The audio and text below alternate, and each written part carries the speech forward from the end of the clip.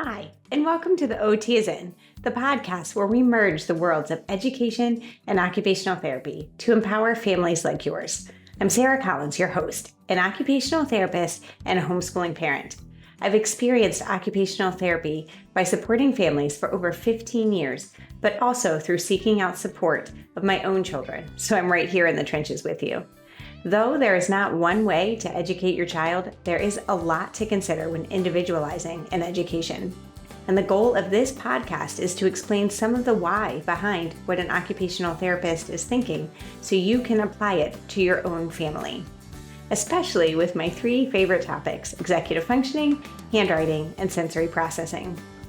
Each episode will be packed with practical tips, expert interviews, and real-life stories aimed at helping you to create a supportive learning environment for your child. So, grab your headphones and get ready to dive in of the collision of education and occupational therapy. I'm Sarah Collins from Homeschool OT, and I'm thrilled to have you with me on this journey of discovery.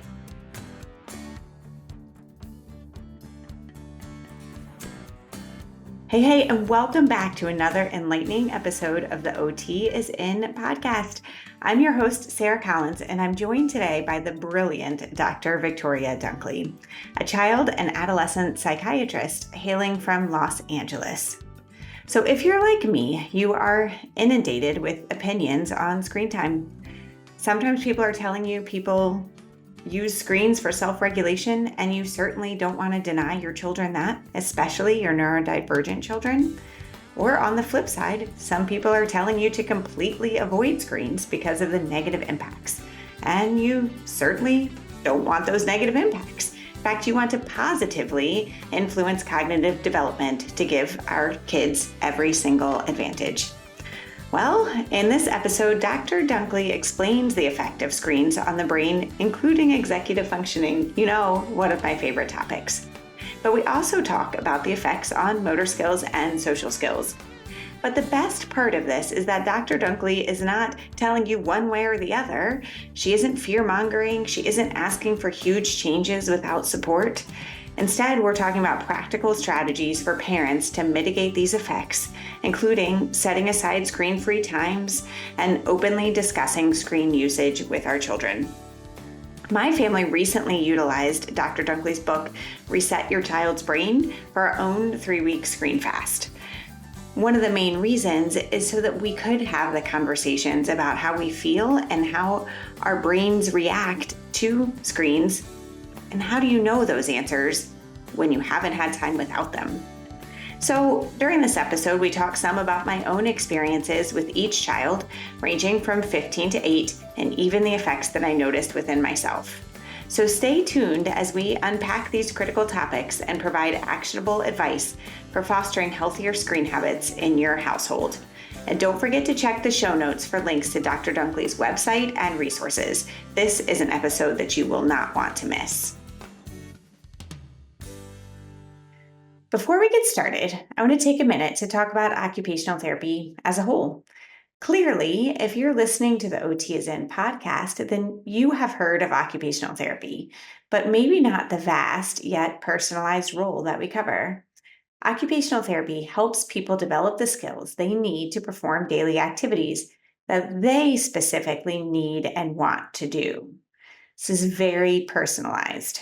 Some activities everyone needs to do, like dressing, bathing, eating. Some activities are unique to an individual.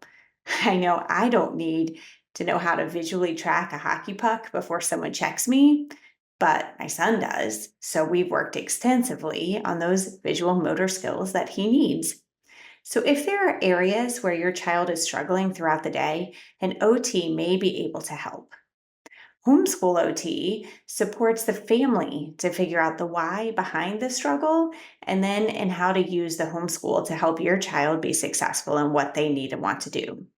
We simultaneously educate occupational therapists on the homeschool community with the goal that no homeschool family will enter therapy and not feel supported in their educational choices.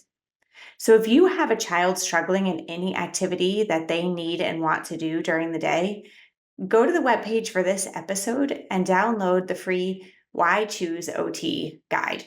Or go to homeschoolot.com for our classes, community, and consultations so we can help support your homeschool. So now let's get on with today's show. Hey, and welcome back to the OT is in podcast. Today, I am so excited to bring to you Dr. Victoria Dunckley. We, as a family, were really pouring into our own screen time, trying to do a lot of investigation, really, especially since we've been talking so much about interoception and understanding our own brains. And how can we understand our own brains with screens if we haven't really known them without screens? And the majority of our kids don't have that opportunity now. Actually, us as adults don't have that opportunity now. So we really wanted to explore that as a family. Well, by we, I mean me, and then it kind of came along. But we did it using the book that Dr. Dunckley wrote. So I'm going to have her introduce herself, and then we're just going to dive in here to talk more about screens and the impact on our brains and our personalities and our interactions and all of that. So Dr. Dunckley, go ahead and take it away for me. Who are you and where are you from? I'm Dr. Victoria Dunckley. I'm a child and adolescent psychiatrist, and I also practice in an integrative medicine fashion. And I'm from Los Angeles. I have a private practice, and I've also worked with different forms of community mental health for 20 years now. And I started looking at screen time issues way back then. Back then, it was only video games. And then since then, it's obviously the problem has only gotten worse. But I really am looking forward to this interview, of course, because Sarah has done the reset herself, but also because she's an OT. And that is one of the ways I learned about what was going on with electronic overload, electronic screen syndrome is what I call it, and also what gets better, as the child kind of recovers.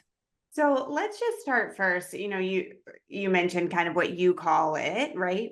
How do screens really impact our brains in the most simple fashion? So what happens is screen time really acts like a stimulant. So every time a child interacts with a screen device, it acts like a form of stress and triggers that fight or flight response. So in the near term, it causes fight or flight. Over the longer term, it causes chronic stress.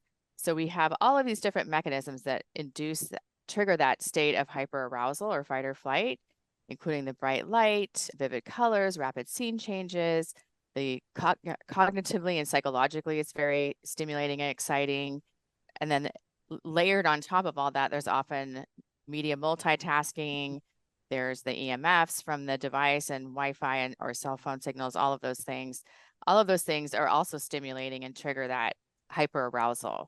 So over time, when the brain is in a state of hyperarousal, the frontal lobe, which is the most human part of the brain, kind of shuts down. The blood flow shifts to the more primitive parts of the brain, and the more human or developed parts of the brain really kind of get short-circuited. So the child behaves in a more primitive way. They're more defensive, defiant. Their attention span's very short fuse. So any little thing can set them off. Parents often say, my child's walking, we're walking on eggshells around my child. The whole house is like revolving around that child. And then all the other things the frontal lobe does. So planning, prioritizing, being able to reflect, look back, or think ahead, impulse control, and then even things like creativity and kindness, all of those things are impacted. So different kids look different ways, but that's basically what's going on in every child's brain.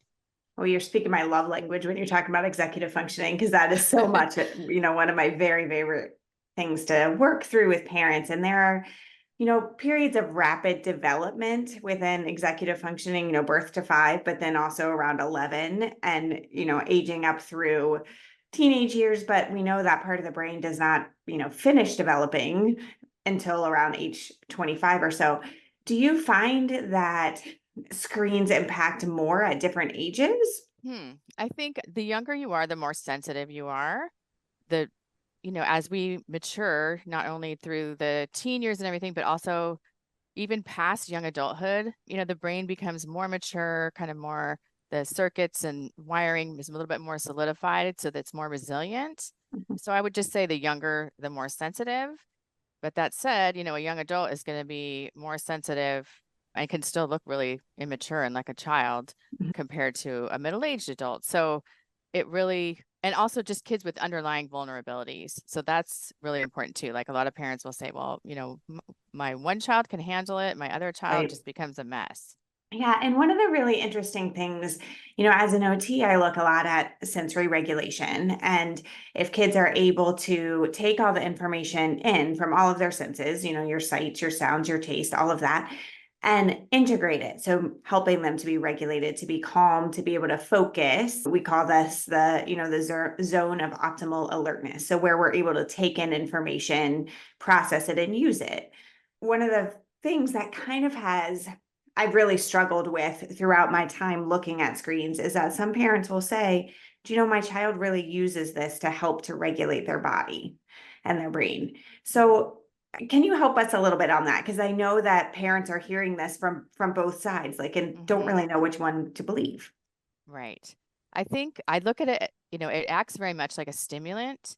So in the same way that something can, arrest your attention and kind of keep you still and focus for a moment, that's what screens are doing.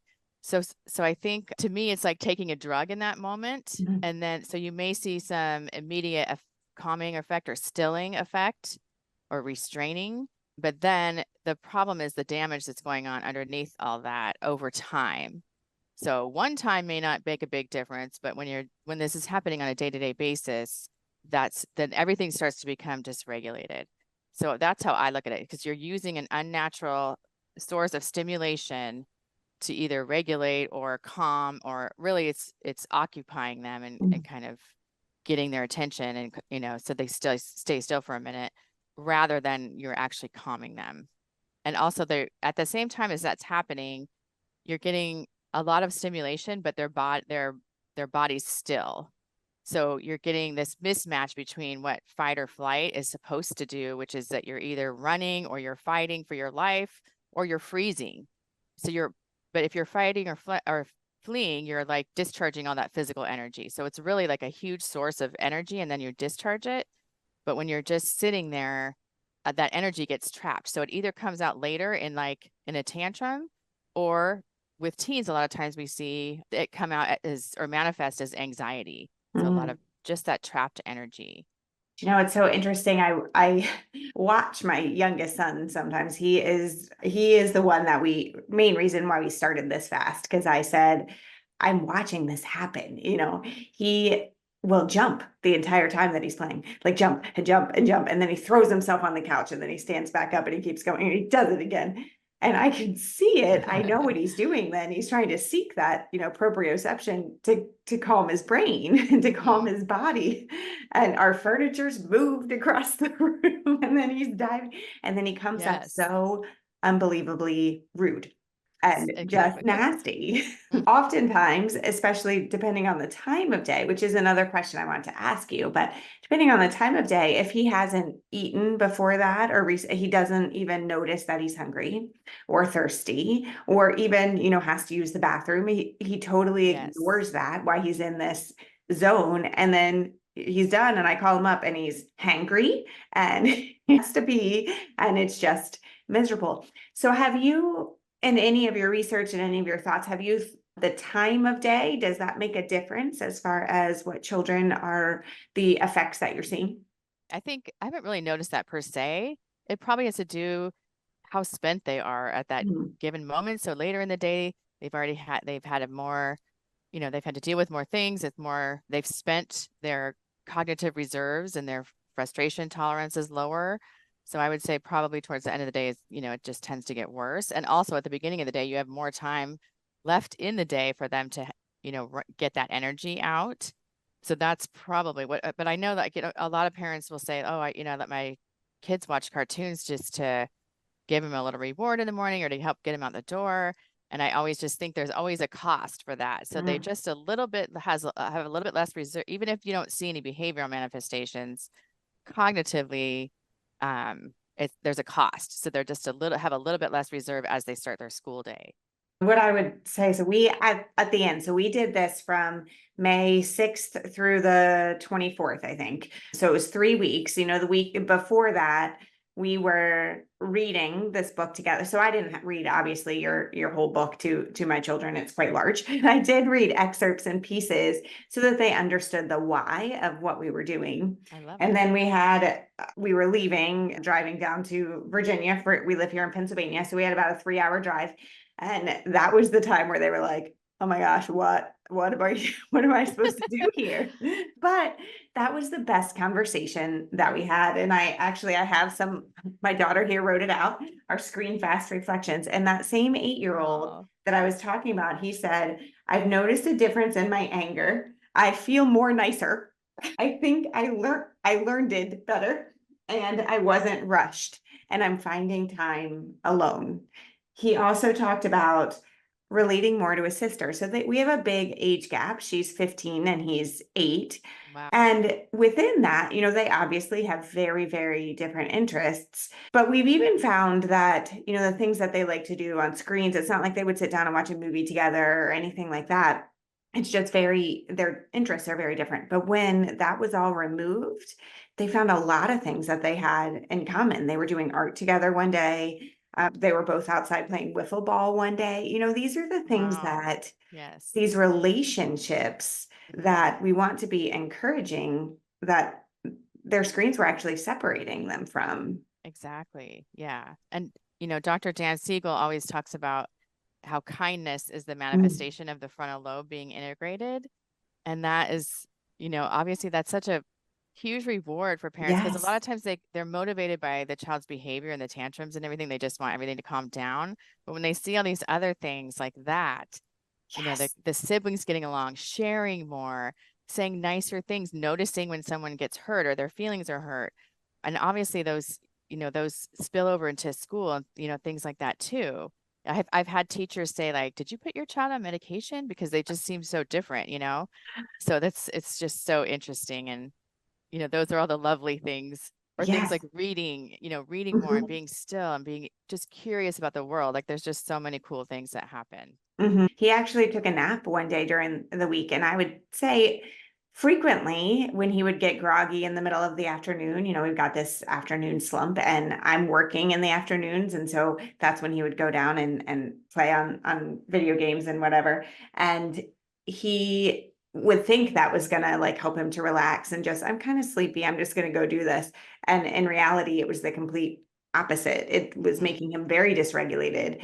So him being in tune to his body and saying, "Oh, I should just take a nap." Yes, let's Yes. do that. Yes. Let's note that for sure. So here's one really interesting thing because going into this and before I read your book, I would have thought, well, video games, at least we have the motor control, we've got your eye-hand coordination. You actually mentioned in your book one of the studies or the myths that I had heard for so long about, the surgeons are all really good at video games, and this is one way that we're going to help our kids, right? But you actually have found that, just watching TV is not nearly as dysregulating. Can you talk a little bit more about that? Yeah. So when I first started doing the screen fast or the electronic fast, um, I noticed that if kids had even a little bit of video game play in there, that they wouldn't reset. It didn't seem to work. But if they watched a little bit of TV, they seemed to be okay on a regular TV from across the room, not flipping a million channels or not watching it on an iPad. So I realized like it was really the interactive component that's so stimulating or extra stimulating and so immersive. And that's one of the myths too, is that parents think, well, at least they're using their brain if they're doing Mhm. something interactive. But even like the educational games or, building games, things like that, that parents think, oh, at least they're being creative. Those are, first of all, they're extremely addicting, but they're just way more stimulating and dysregulating and hard to pull away from. So you want to, those are like red flags, if they Mhm. like it too much, if they start crying when they get off of it, all of those things. But I think, just the whole piece about the interactive versus passive, that's a huge myth. And sometimes if parents don't do that much screen time, they might notice that themselves. But a lot of times they've been hearing that myth all along. And the eye-hand coordination drives me Yeah. crazy. And My that's actually as an OT, one of the things that parents will ask me about. And Mhm. my son has really my middle son, so different one that we would talk about this whole time. He has had convergence disorder. He's got visual scanning disorder. We've had to work really hard through this. One Hmm. of the things that really helped him, he's a hockey player, it's called a super deker, but where, there's lights on the ground and he's hitting his hockey puck so he can see where they go. And that has been fantastic. But the difference is when you're on a screen, you're not getting that full visual scanning. So it's not the same Yes, eye-hand coordination that you would be getting if you're literally seeing something come at you and coordinating your exactly. movements. Yes. And you don't see it translate. So whatever Right. this surgeon study was, those were surgeons that they're using a camera to operate. So, there's, we like to say that playing video games makes you better at playing video games. So if you happen to go into a job that, uses a camera like that, yeah, you might be a little bit better than the average person. But the surgeon example drives me nuts because medical school is the longest form of delayed gratification of any career. Surgeon to get there is they didn't have executive functioning issues to begin with. They Right. probably had a very intelligent, resilient, integrated brain, and they also gamed. And probably, that study is old now at this point. But when they were growing up, it was even, older. So like Yeah, right. They're playing the like scientist Nintendo. drives me crazy, but so many people point to that study as a way to say, look, it makes their high hand. But I mean, you can notice this for yourself. I've never heard a coach say like, I love it when the kids play video games because Right. they're so much more coordinated. No, it just doesn't happen. Obviously, like just throwing a ball back and forth, that's what improves your eye-hand coordination. It has to be in 3D space. You have to be moving your body at the same time, all of those things. And the other thing that oftentimes as an OT I hear about is, the fine motor control that you're Mm-hmm. getting from, your video game controllers and whatever. And one of the really important things when we're talking about fine motor control is sure, motivation. Great. But this comes from the core, and then your shoulders need to be strong, and then you need to have coming down your arms, right? So we say in OT terms, it's proximal stability leads to distal mobility. So we need all of this strength throughout the core, the shoulders, your biceps, everything before we would be moving your hands. And you know what you're not getting when you're sitting? And Right. just is any of that other practice, right? Or Right. strengthening in any of those Yes. other areas. Yes. That was a huge aha moment when I was writing the book, was learning about the core stability Mhm. and how that translates to learning. Because yeah, obviously they're just sitting there and they have weak cores, and some of them even, Right. their whole. I've seen adolescent boys that have like atrophy of Mhm. their core, of their arms, and even their hands, and it's just obviously that's not healthy. Right, right. I'd like to take just a second in the middle of this episode to make sure that you know about the OT is in membership community. In a world brimming with parenting advice and a myriad of how to homeschool guides, it's easy to feel overwhelmed, especially when none seem to fit your unique child quite right. We here at Homeschool OT understand that each child is a one-of-a-kind masterpiece with their own distinct strengths and weaknesses, needs and desires, interests and dislikes. That's why the Homeschool OT membership exists, to empower you on this remarkable educational path. So, run by me, a dedicated occupational therapist, our membership is your gateway to a world of personalized, child-centric homeschooling.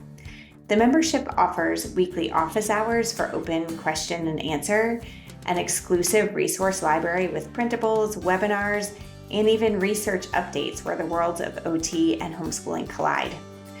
There's a community forum to share and learn from others like you, and a book club to grow and be the parent your unique kids need, which even often includes time with the authors of these books. There's also discounts on consultations and other services from the Homeschool OT. So we would love to have you join to celebrate the uniqueness of your child while you gain support and understand the why behind some of your child's struggles.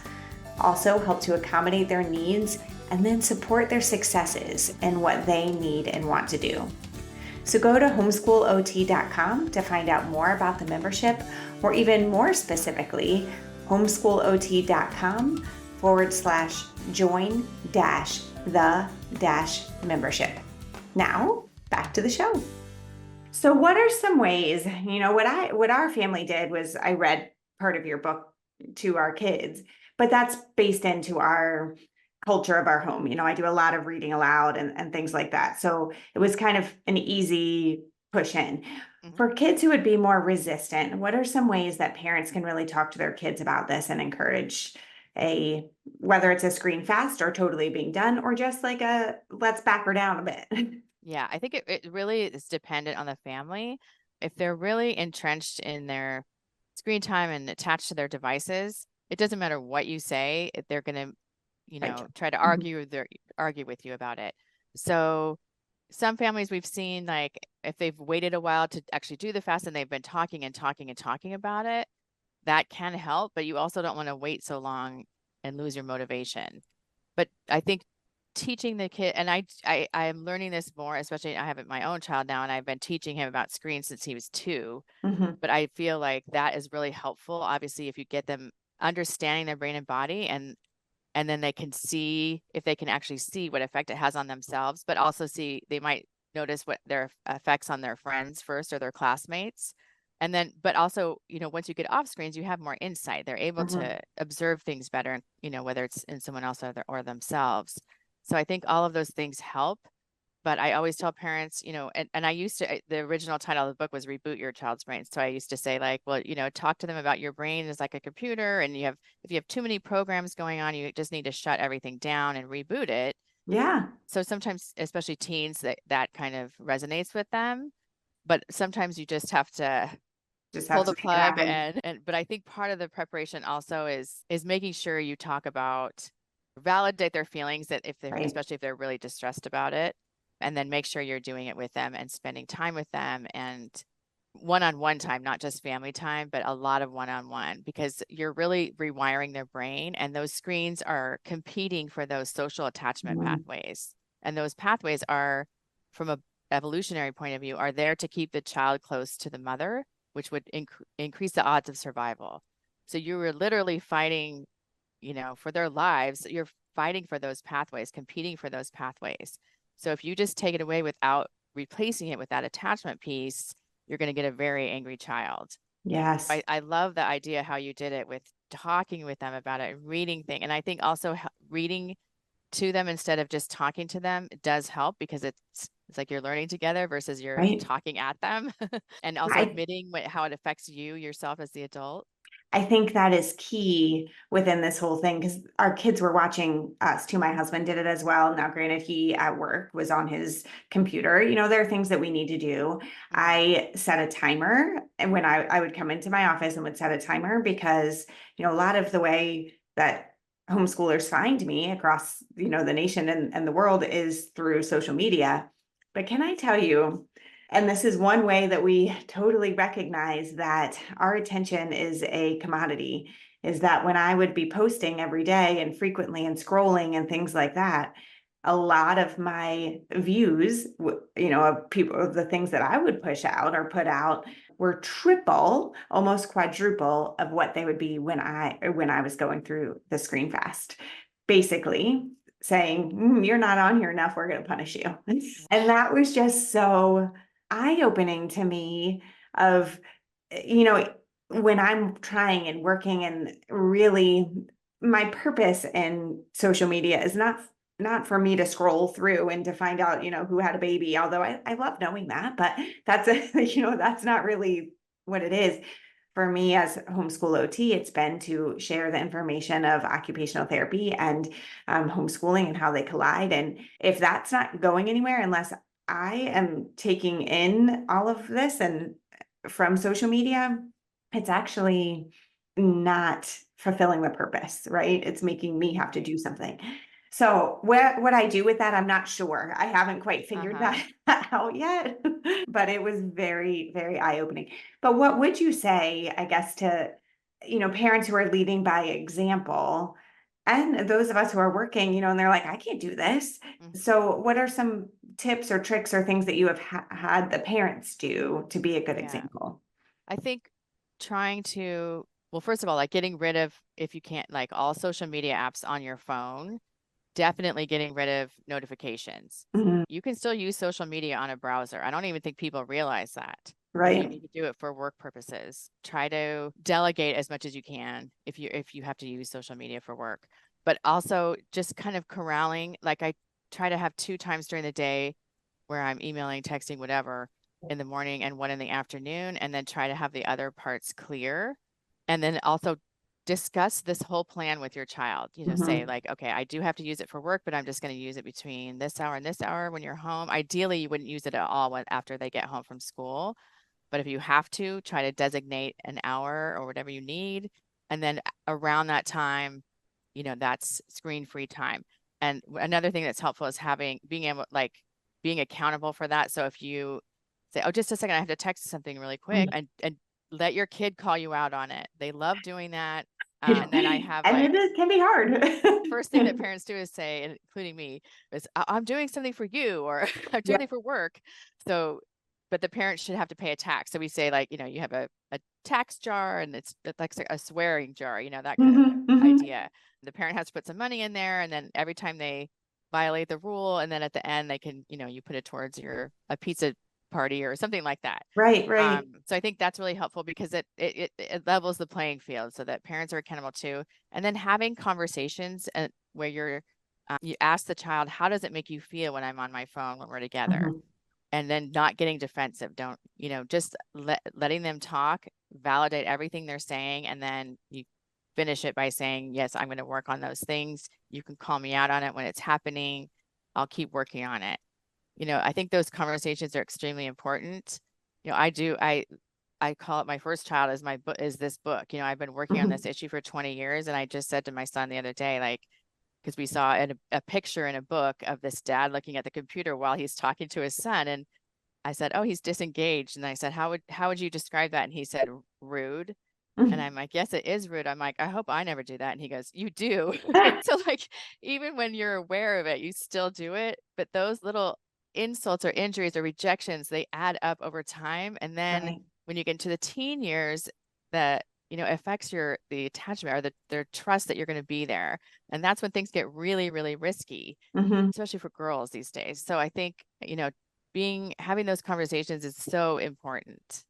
Think so too. And my oldest daughter is 15. And so the conversations with her versus with my youngest son, who was when with him, I was talking all about the dysregulation and whatever. But with her, I really was talking about how do you connect and how do you connect with your friends? How do you connect with us? We read not too long ago as part of the homeschool OT membership, we read Hold On to Your Children. I was Yeah. just going to say that. Hold on to your kids. Yes, Yes. hold on to your kids. Yeah, that's what it is. Oh, so good. Yes, yes, so good.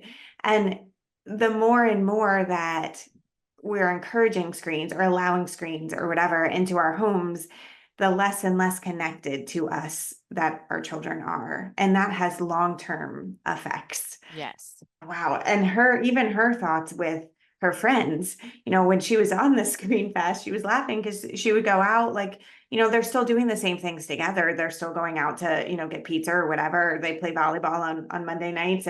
But she would say, like, we're riding in the car, no one's talking to each other, everyone's on their phones. And Right. I Right. know, but these are your social relationships. So acknowledging what actually makes you feel connected to your family and to your friends and being able to have that conversation with your friends, that takes a lot of guts. It really does. Yeah. Was Well, she able to talk to her friends about it? yes and no. She said it depended on who the friend was. She did have some really interesting conversations, I think, because of her own insight to herself during this. She actually said, and they have Apple Watches, both of my older kids do, and they were still texting through their Apple Watches. They would talk into it. And so what started the conversation with all of them was like how ridiculous her texts were because like since she wasn't, the words would be spelled wrong or be like a wrong word. And yeah, so that was a bit silly. But being homeschoolers, their friends are oftentimes in school all day. And so they're texting. That was an important thing to her. And I was not going to take away, her ability to communicate. So great. But she said one day, she was like, Mom, I had a phone call with my friend for like 45 minutes. And that was so weird. Yes. Yes, I have heard other families say that too, that their teens start talking on the phone. I've even heard boys, like dads of teen Yeah, boys, say that they were doing it with their family, and then the boys started talking on the phone. Like, yeah, what? yeah. So it's just so interesting. And I also think, even though, the other kids are still going to be on their devices, I have seen a lot of friends kind of rally around each other Yeah. and say, yeah, okay, I get it, I understand, and they do try to accommodate, Hmm. and they can adapt. Parents always say, what are they going to do? How they don't know how to talk to each other. I'm like, give them some credit. Like Yep. They will kids will figure it figure out. it out. Yeah, my middle son at the time that we were doing it was going through, they were getting ready to do mock trial for the end of our homeschool co-op. And so they were, doing their final preparations and all of this stuff. And a lot of it was on their Google Drive. And I was like, do you know what you can do, Caleb? You can print it out and you can look at it. And he was like, Uh-huh. what? That's an option. So just some of their things that we kind of laugh at Yes. had them thinking. And then his classmates all really, like you said, they all really rallied around him. And they were like, all right, well, Caleb can't do it this way. So how else are we going to communicate with him? I'm like, oh, look at that problem solving that you're all Yes, doing. exactly. I love this. I love this. Yes. Oh, well, Dr. Dunkley, thank you so much for coming and for sharing all of this. Now, how can our listeners find you? So my website is drdunkley.com, and there's a free mini course on there, email course. It's at drdunkley.com/video games. You can sign up for my newsletter there. And also I have a blog on Psychology Today called Mental Wealth. And I have, I think, more than 50 articles on there mostly regarding screen time and mental health issues. Fantastic. And we'll make sure that there are links to your book in the show notes here, as well as links to all of that. So thank you so much for your time. Thank you, Sarah. And if I could say one more thing, I'm Yeah. updating my book this summer. So if anyone actually does the reset, I encourage them to contact me through my website and tell me your story. I love to hear it, and it might make it into the book. Oh, yes, absolutely. That's so great. I will make sure that people can find that very easily. Thank you so much. Thank you.